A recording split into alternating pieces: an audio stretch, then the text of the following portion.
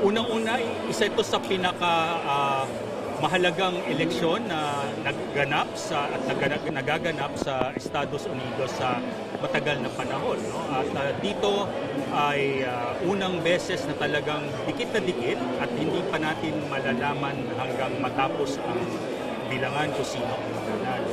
Ngayon, ang epekto nito sa Pilipinas ay sa palagay ko ay hindi rin naman gaano magbabago for as long as yung interest, lalong-lalo na yung economic and security ng US at ng Pilipinas ay magka-align.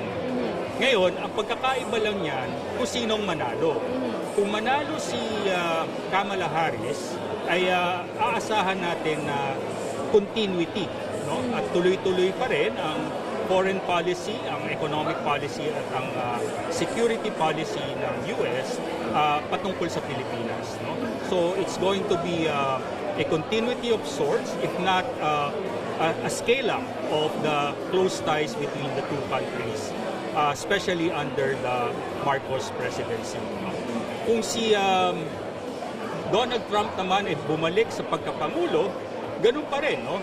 For as long as yung interest ng dalawang bansa ay magka-align, ay tuloy-tuloy pa rin ang relasyon. Kaya lang, iba ang estilo ni Donald Trump at nakita naman natin ito sa unang presidency niya na medyo unpredictable siya.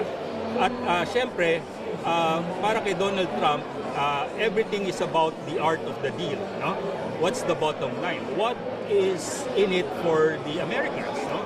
Because unlike other presidents, no, si Trump is more nationalistic in the sense that he is known for his motto na Make America Great Again. Funding will follow policy. No? Kung ang policy nila is really to go toe-to-toe with China, no, definitely they will provide funds for it. Right?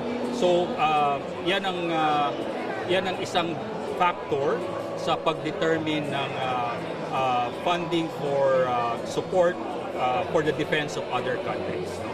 So it depends really on President Trump's appreciation of the rivalry with China. Sa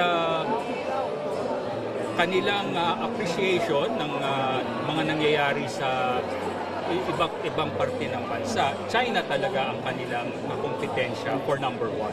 No? Not only as an economic power but also as a military power.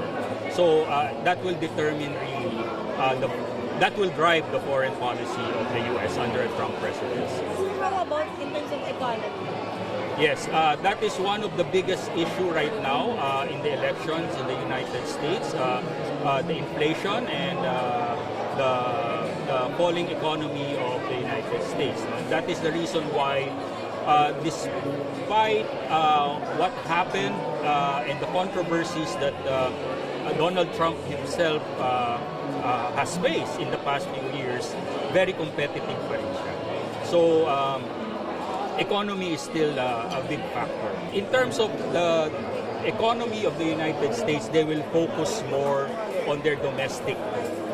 They will strengthen their domestic economy as part of the Make America Great Again platform of Trump.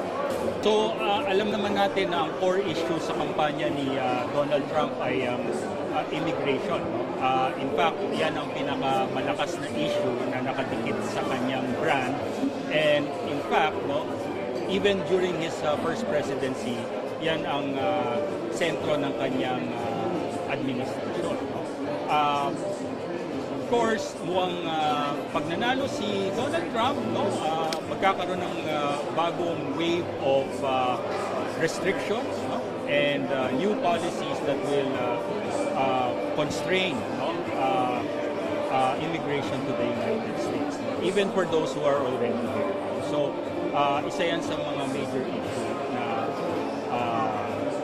magkakaroon ng epekto rin, no, sa mga ibang kababayan natin, lalong-lalo na yung mga gustong mag-migrate sa United States. So, mas magiging mahigpit.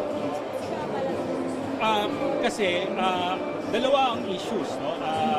Ang core issue ni Trump, immigration, ang core issue ni Kamala Harris ay gender. So, kumbaga, si Trump is focusing on immigration, migrants, and even race. No? So, yun ang issue, sometimes bordering on racism, no? Yung kanyang rhetoric.